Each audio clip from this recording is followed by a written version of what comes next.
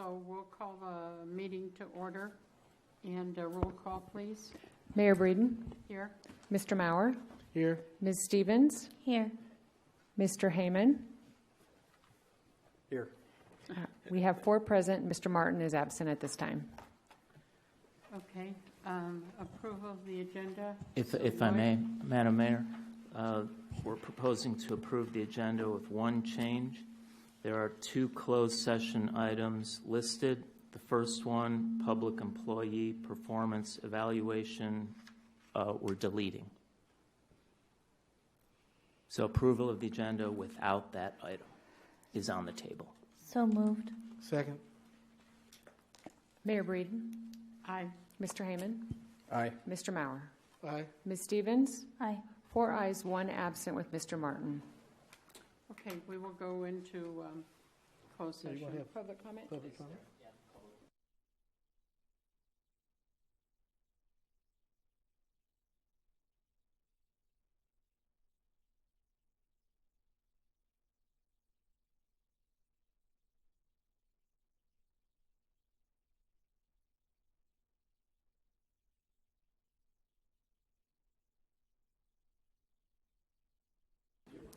Okay, it is 6 o'clock. I will call the meeting to order, and we'll stand for the pledge, please. Would one of you ladies who are doing such a good job, would you lead us? You decide who you'd like. Okay. Hand salute. I Pledge allegiance to the flag of the United States of America and to the republic for which it stands, one nation, under God, indivisible, with liberty and justice for all. Please remain standing.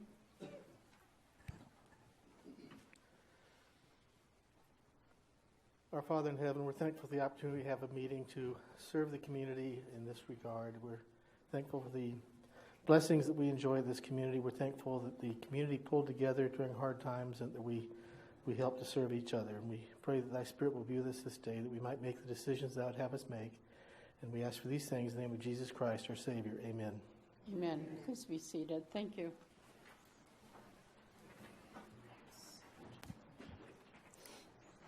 Okay, the city attorney's report, please. Madam Mayor, the City Council met in closed session. The printed agenda lists 2 items. At the time of approval of the agenda, the first item, public employee performance, was removed before approval. The second item was discussed with staff. Direction was given. No final action was taken. Thank you. Thank you. We have a presentation, so if you'll all join us up to the front of the podium, please, and welcome our people who are going to be given an honor. I don't know. I was going to say who are going to be presented. That isn't it.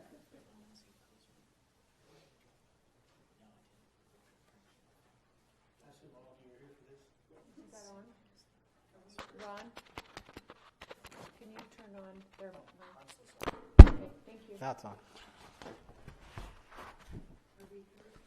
Yes, you're it. You're one and only today.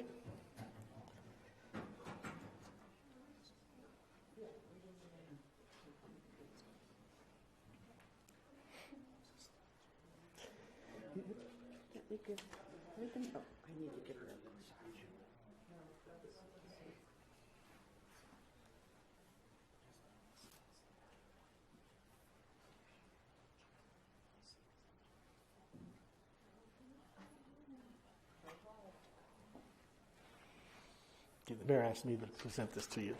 It's a proclamation of the City of Ridgecrest, California, American Legion Auxiliary Centennial Day Community Proclamation. Whereas the American Legion was chartered by Congress in 1919 as a wartime veterans organization based on the 4 pillars of care for veterans, national security, Americanism, and children and youth, and whereas the members of the American Legion are dedicated to upholding the ideals of freedom and democracy while working to make a difference in the lives of fellow Americans, and whereas the American Legion Auxiliary was also founded in 1919 to support the American Legion and honor the sacrifice of those who serve by enhancing the lives of our veterans, military, and their families both at home and abroad.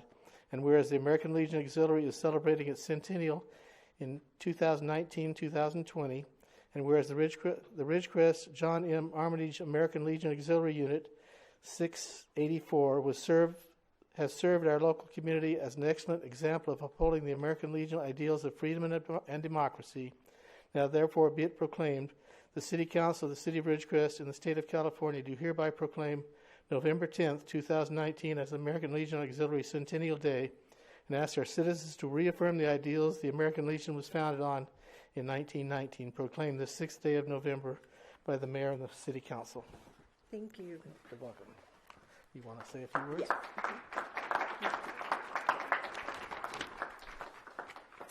Good evening, and thank you, Madam Peggy, for helping us to celebrate the 100th anniversary of the American Legion Auxiliary. The actual date is the 10th of November, but being able to celebrate with many of our community members here tonight is very special. All over the country, many units, districts, and departments have begun celebrating their achievements of being able to help our veterans and their families, active duty servicemen and women, and our community members. We vow to you tonight to continue to be of service to all of you for at least another 100 years. Thanks again for sharing our anniversary.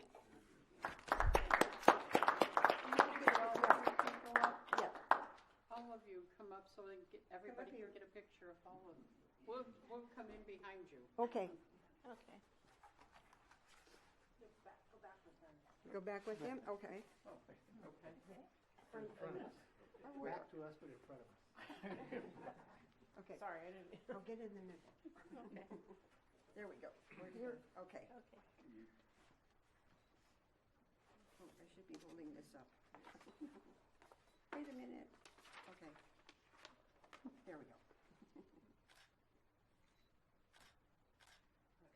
Thank you. Thank you again. Thank you. Thank you. Thank you. Thank you.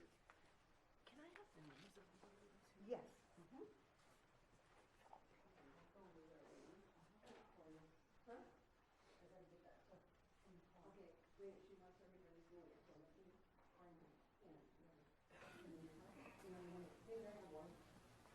Luann, we're going to continue with the meeting if you want to. Just write them down or go out in the foyer. All yours, Mayor.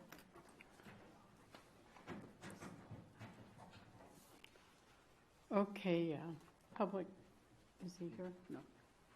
Okay. We've done the presentation. Lloyd was going to speak on public comment.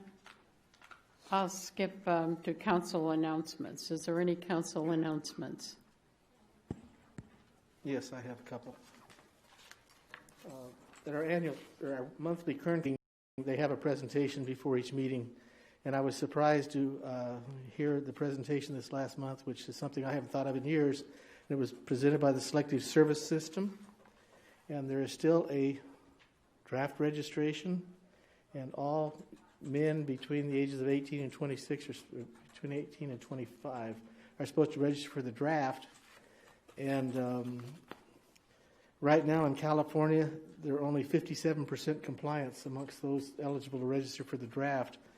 And so they asked us to kind of put out in the community. There's several ways they can register, but the problem with not registering is it can have some consequences down the road. It can affect college loans and grants. It can affect jobs, federal and U.S. Post Office, and many other state and local, some civilian jobs, because it can affect their security clearance. It also affects job training and certification programs, and for immigrants, it can affect citizenship. It can delay their citizenship for 5 years if they did not register for the draft. So I encourage everybody to, first thing I did when I got home and asked my grandsons if they were registered, and they said they were, so, and my employees are. So anyway, I'm not sure if I know back when I was a kid, this was a really big deal. You had to register. And so once they turn 26, they cannot register. So I'd encourage everybody to encourage their family members, male family members, to register. Females don't have to register. And one other announcement, I am having surgery 2 weeks from today, so I will not be at the next council meeting. And I will not also be able to go to Kerncog on Thursday, the 21st. Wallace, you're my backup. Can you go that day? I think so. Okay, thank you. That's all I have. Okay. Lloyd, I know you were going to address us on public comment.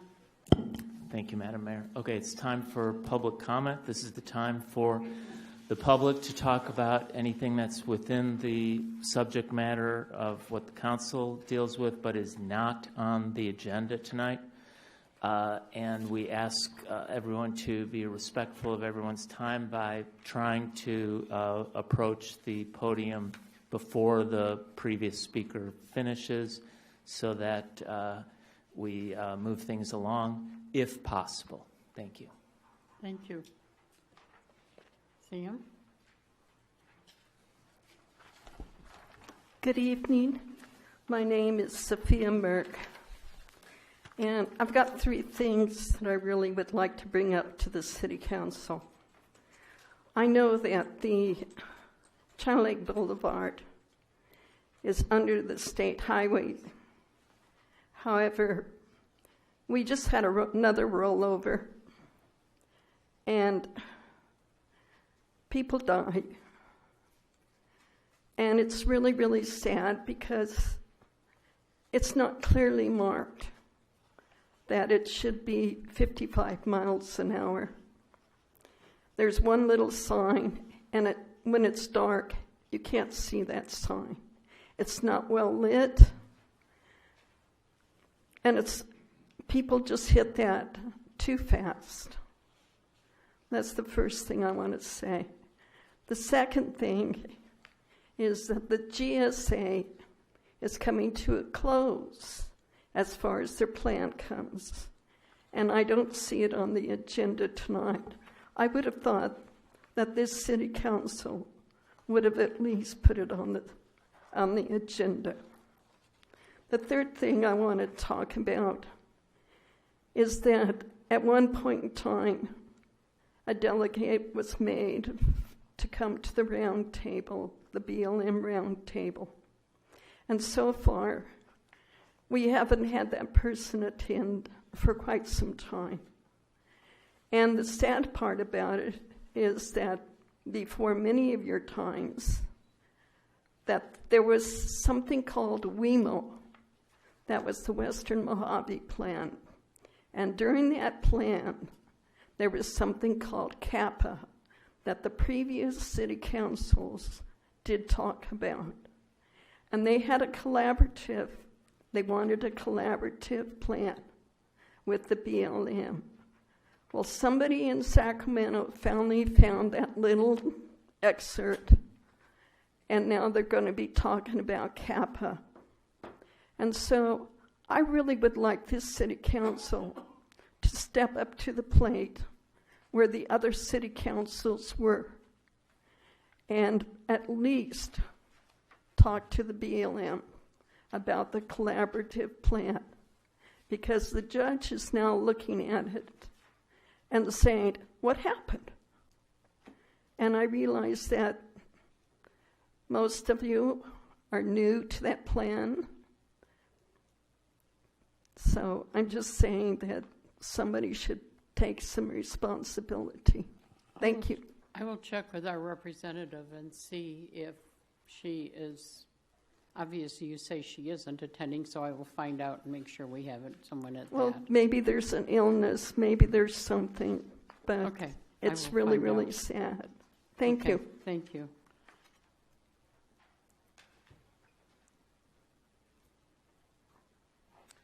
Good evening, Norman Alexander, 913 Harriet. We got a lot of stuff going on. We have the earthquakes. We got, as you mentioned, the plan coming out. A lot of things the city is wrestling with. I'm coming to you as a private citizen this evening and just want to put this out here and see what the city may think and the council may think. I came out here in December of '85 and started looking for a house in maybe '87. Went around, went through Heritage, and I didn't like Heritage. I thought it was Stepford's Wives, right? It was clean, it was pristine, they had all these crazy rules. I didn't like that. So I bought a little place out in Ridgecrest Heights. Like that was good. Fast forward quite a few years, some friends of mine, we used to play pinochle over at Heritage Suites, right? Hotel. We'll go in there on the weekends and play cards, and it was fun. Kind of ran down, and one of our local folks bought it and cleaned it up and made it really, really nice, just like he did with Heritage. Then he decided that the street coming into that just wasn't quite the standard that he wanted. So that little section of Heritage Drive put in lamps, bricks. You guys have seen it, right? He came and asked for permission. What I'm proposing and what I'm asking, and I'm not sure what the process is that can that section of street be renamed to Gregory Drive in honor of the person that did Heritage? Still the nicest neighborhood. We've seen videos lately of, hey, the town looks bad, things like that, but I tell you one thing, you can drive through the Heritage, and recently, anytime I have anyone into town, I take them down to Village Retreat, because you pull back there and you don't think you're in Ridgecrest or in the desert. It's just the quality. And that one little road also. So I'm not sure what the process is again, but I would like the city council, and if you need someone to run it to ground, I'm willing to do that, do the research. But consider, and again, we have a lot of great citizens in this community and a lot of folks in the past, but what Jim did and what it shows, the quality, I think it would be nice if we could honor him and just his idea of keeping the city beautiful and high quality by renaming that little section of road. And that's it. Thank you. Great idea. I think that's an absolutely brilliant idea, and thank you for bringing it up. Good evening, Richard Wagner, 408 South Lincoln. I'm here tonight because I've been really critical of the slurry crews and the way they put signs out. But I must say, this week over on Church, east of Richmond, they're doing slurry again. Fantastic job marking the roads, giving advanced placement of signs, coning it off properly, putting the detour signs up. Just fabulous. It's night and day compared to what they started with and what they're doing now.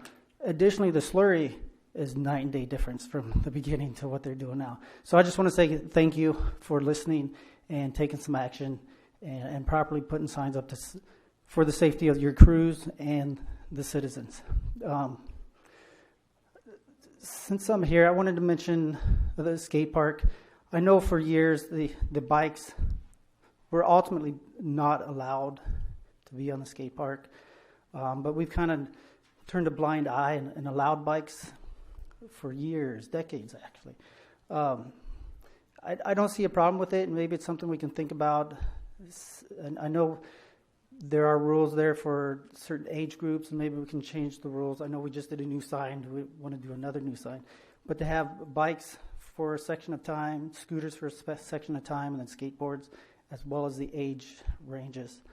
Either that or let's look at potentially a separate bike park. Maybe the community can come together. We can put some funds up. I'd be willing to donate a little bit, help out. I know my son loves the skate park. He rides his bike, his scooter, and his skateboard there. He was really fond of his bike more than anything else, and it's unfortunate that that the rules are being enforced again. Maybe after a few weeks it'll settle and they'll stop enforcing. I don't know, but just as a community, I'm saddened that more people aren't here to talk about it. But we should get together as a community, come up with something, and see if we can put up the funds to, if the city's willing to give us the location for a bike park. That's it. Thank you much. May I ask, Richard, you're asking for the location, the property, not the funding to create one. Well, if you've got funding, we'll gladly take it. But Okay, I was but just at least the asking, location, seeing yes, what you're and the asking community for. maybe can come together with the funds, with some drives, some, we'll see what we can do. Thank you. Thank you. Okay.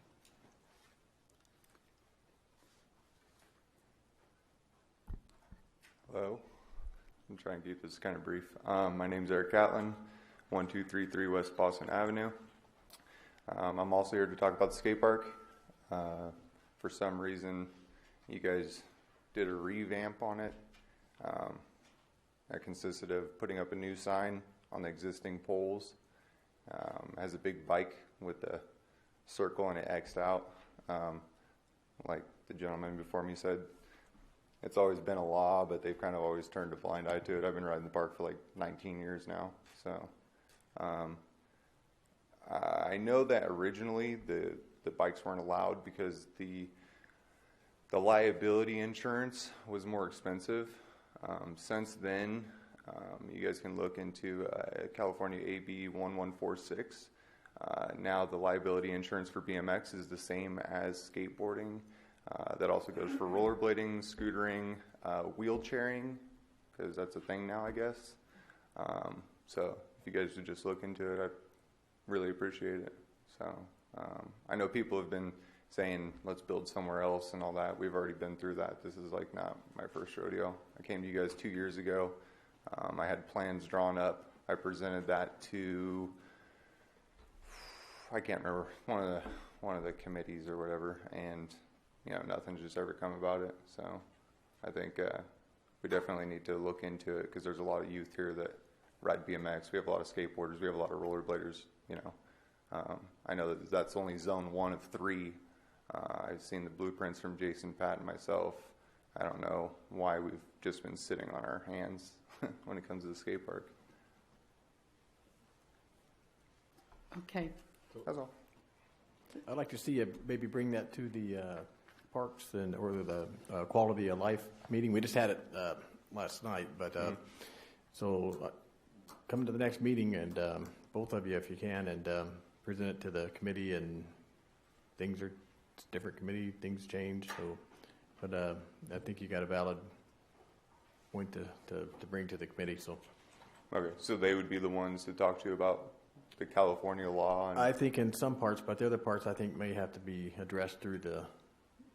Well, we can probably address. I don't know if now's the time to get into the exchange on it, but at least we get started on it. Okay. How's that? Perfect. Okay. Well, it'll be the first Monday of the month, so or Tuesday of the month. So it's about 30 days out. Okay, what time? 5 o'clock? Yep. Awesome. Perfect. Thank you. Thank you.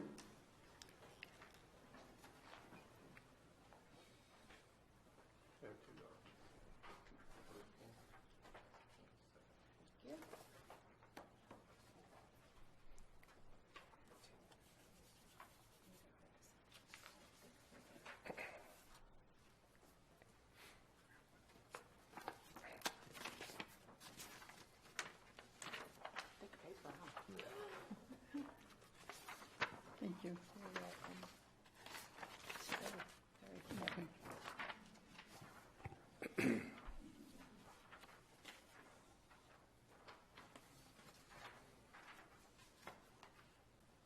All right. Now that you have the documents in front of you, let me just prep your minds here. I'm going to talk about the Groundwater Agency and the Groundwater Sustainability Plan and the proposed implementations that they've got in that, which just came out basically yesterday.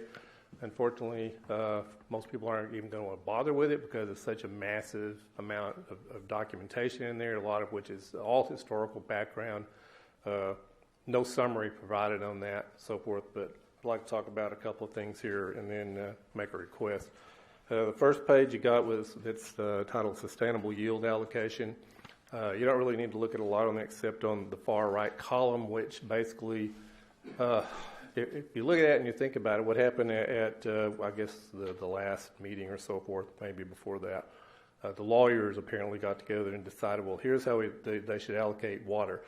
And what that says on that far right column is that the Water District and Searles Valley are going to be tagged with having to buy imported water to get to the levels of use that they need. So that means, of course, Water District is going to be highly culpable in costs, and you guys occupy the same boundaries. The next page there, the IWVGA document, which is out of Section 6 of the GSP, the implementation part of that. If you look at the numbers there, we've got two columns, total development / capital cost and total annual cost. What you see there is staggering amounts of money.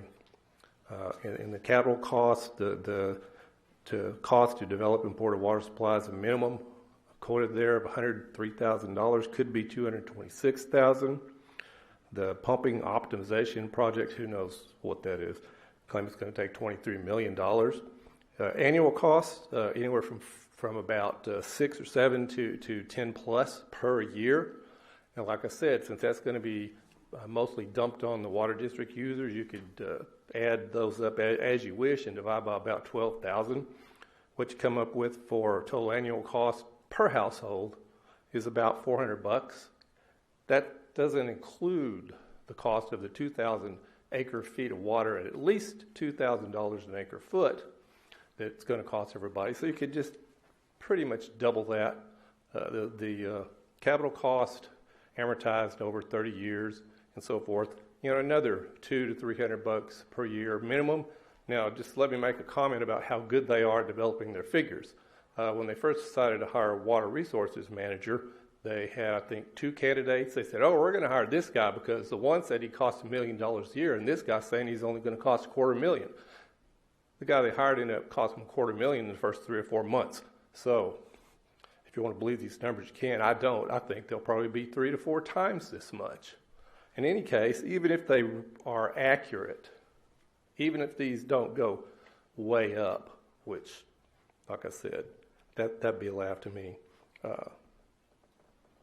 This whole imported water scheme and the huge bureaucracy, the huge total annual cost of it, infrastructure, going to cost the average household, before they use a drop of the imported water, $500-600 at least dollars per year, probably more like $1,000. You add the water in, $1,200-1,500 per year. Added cost. I mean, which retired person that's been retired very long at all can afford that extra expense? How many of these people south of City Hall can afford that extra expense? Point being here, we got a major financial hit coming our way for people who decide to stay in this valley and actually drink water, which I don't know anybody can actually avoid that for very long. We need to have a town hall style meeting put on by the city council in these chambers for people to be informed, because most people are not informed, seeing as how all the meetings were held at 11 o'clock in the morning when everybody's mostly at work. And, we need to have one evening meeting, they say, from what I've heard them talk about. One where everybody gets a chance to speak for 3 minutes on something that's going to cost the people in this valley hundreds of millions of dollars over the years and impose all kinds of restrictions on their lifestyle, and that by an unelected agency. I think people need to have their chance to be exposed to the data by those, which there are a good dozen in this valley, in this town, who have poured into this, looked into this, understand it, and can explain it to their fellow citizens if they were given a chance. So we need to have that. That's what I'm asking for. Thank you. Thank you, sir.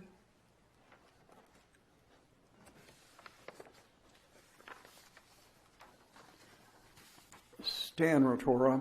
I'm speaking for myself this evening. I would like to support Mr. Neal's proposal for a town hall meeting of some sort to discuss nothing but the GSP. I've been working my way through it. Took me an hour to download it. Wasn't happy with that. But nonetheless, I did get it downloaded and I don't find it easy to understand. The most important thing, and Mr. Neal touched on this a little bit, is what's the impact to the individual user? And quite frankly, it's not in the GSP. You can make assumptions like Mr. Neal did and come up with numbers, but me making my own assumptions doesn't really do any good. It would be nice to have the people who wrote the GSP here to answer questions regarding that. The people primary concern is, what is it going to cost me? And frankly, I can't find it in the document, but it's very critical to everybody in our community. People can't afford. The number I came up with is, I think, like $126 a month for that option one for the imported water, something like $1,500 for the year. I'm hoping I'm wrong, but there's nothing in the GSP that says one way or another. And of course, it's the uncertainty that's the issue. There should be very clear statements in the document that say, what are people going to have to pay for this? So again, I would encourage you to take the recommendation of the proposal for Mr. Neal and have a meeting where people can come, ask questions, and get feedback from members of the GA who hopefully will be able to answer their questions. Thank you. Thank you, sir. No other public comment? Okay, we will go then to the consent calendar. All items on the consent calendar are considered to be routine by city staff and will be approved at one motion if no member of the council or the public wishes to comment or ask questions. If comment or discussion is desired by anyone, that item may be removed from the consent calendar and will be considered separately with public comment before action is taken. I'm going to read the 5 of them, and we will we'll see what y'all want. Proposed action to approve draft minutes to the City of Ridgecrest City Council Successor Redevelopment Agency Financing Authority, Housing Authority, regular meeting dated October 2, 2019. Number 3, proposed action to approve minutes of the City Council Successor Redevelopment Agency Financing Authority, Housing Authority, regular meeting dated October 16th. Number 4, approves a resolution of acceptance for a grant awarded from the Off-Road Motor Vehicles Recreation Division within the California Department of Parks and Recreation. And number 5, approve a resolution confirming the continuance of a local emergency. Is there anybody in the council who would like to pull any of the items on these? Is there any public who would like to pull any items 2, 3, 4, 5? Okay, then a motion. I move approval. Second. Mayor Breeden. Aye. Mr. Heyman. Aye. Mr. Maurer. Aye. Mr. Martin. Aye. We have 4 ayes with 1 absent, Ms. Stevens. Okay, the next item is approve a letter to request that the California Transportation Commission reject Caltrans' proposal to take away the funding for 3 specific projects. Mr. Maurer? Yes. This is a request from Kerncog. They've asked us to join with them in protesting this. What it basically boils down to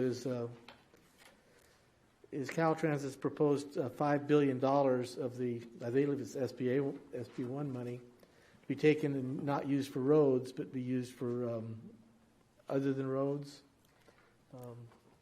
And so that affects basically 3 projects in Kerncog's sphere of influence.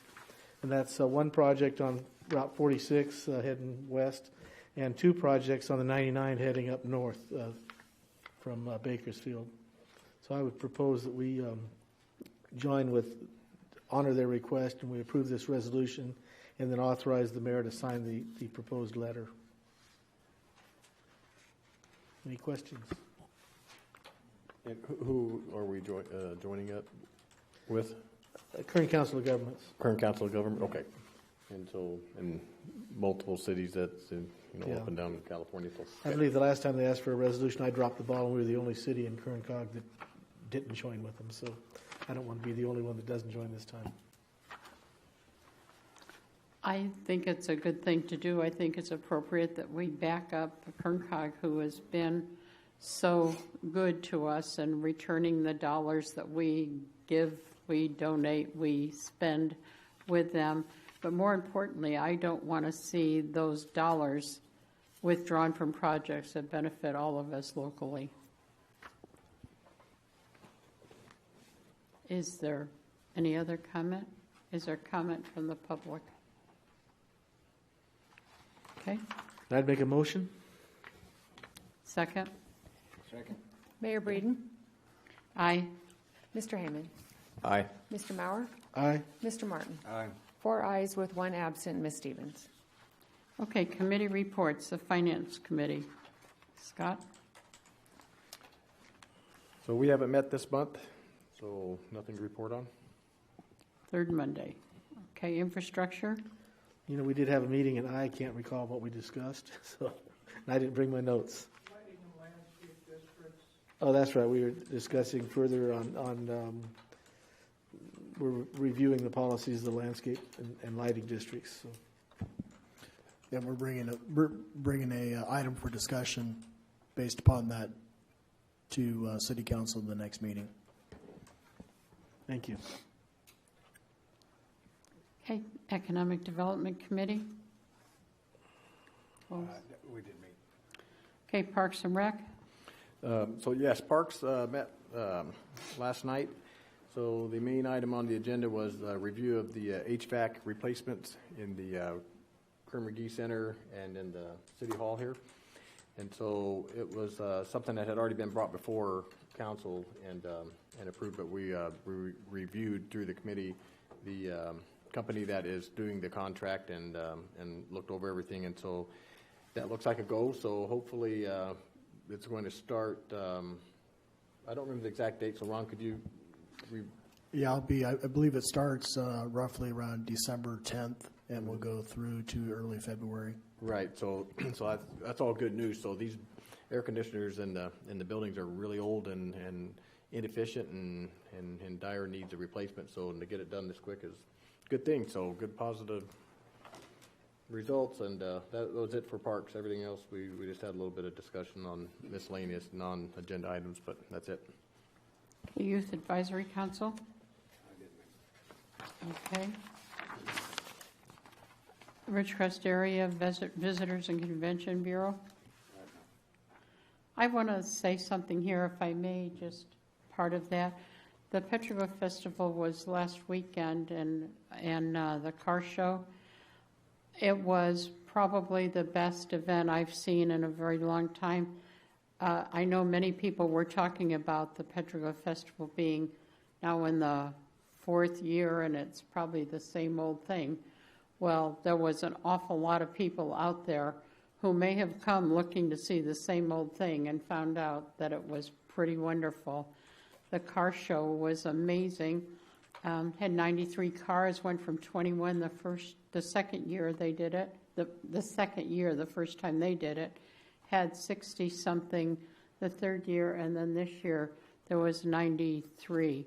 And it was people from all over came up. I worked that both on Saturday and Sunday, and it was an amazing event. And I'm very proud of what all the RACVB people and their committees and all the other agencies that helped make this so extraordinary. So I offer my thanks for that. Okay, other committees, boards, or commissions?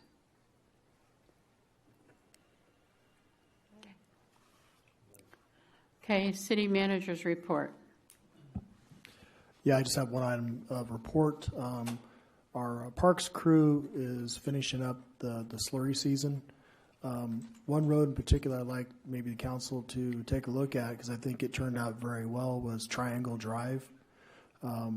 The parks folks, or not the parks, the street folks went out and they did a desert mix about 6 months ago, and then they covered it with a slurry seal a couple weeks ago. And looking at that road, it looks very, very good. It's smoothed it out quite a bit, and I think that that staff is really coming along in how the slurry program is working. I think it's going to work out very good. I think some of the techniques that they're trying and succeeding are going to bode well in the future for us to move forward with this program and save money and do as much maintenance on those roads as we can afford. So I think it's a good road to go take a look at. I know that they're set to stripe it here, I think, next week, so it'll be completed. Yeah, it's soon. So anyways, I just want to bring that to council's attention. Okay. Future agenda items.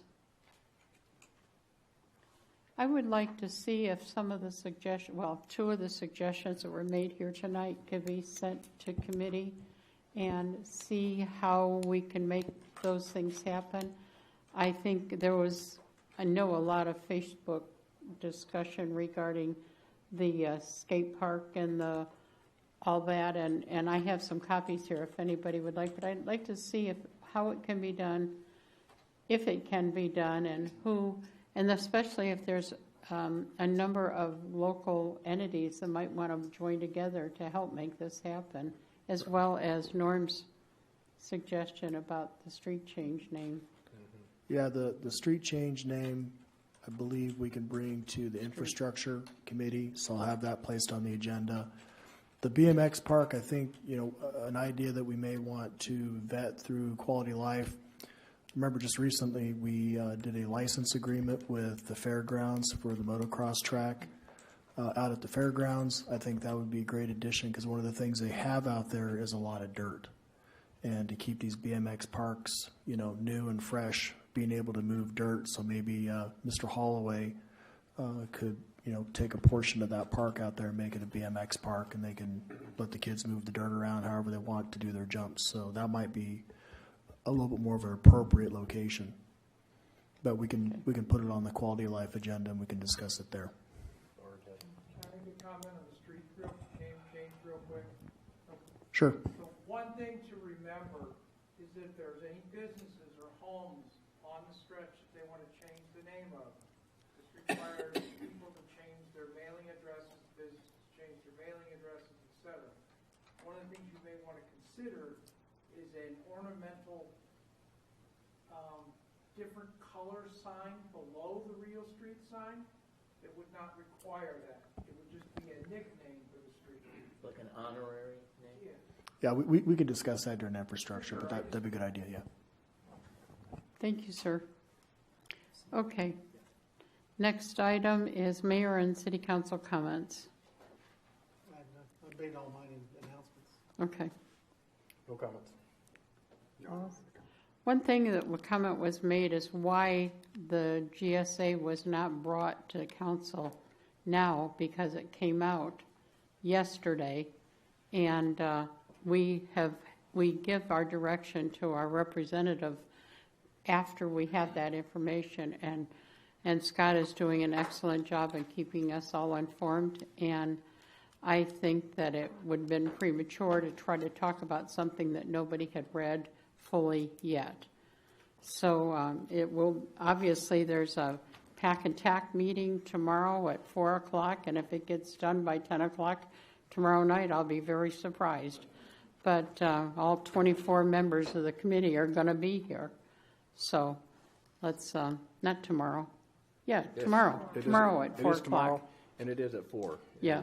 And they will be going over that the complete plan. So it will be probably a lengthy, informative meeting. So, but I do recommend attending if you want to get up to date on what's going on the water side. So. Okay, so no other comments? We've adjourned. Thank you.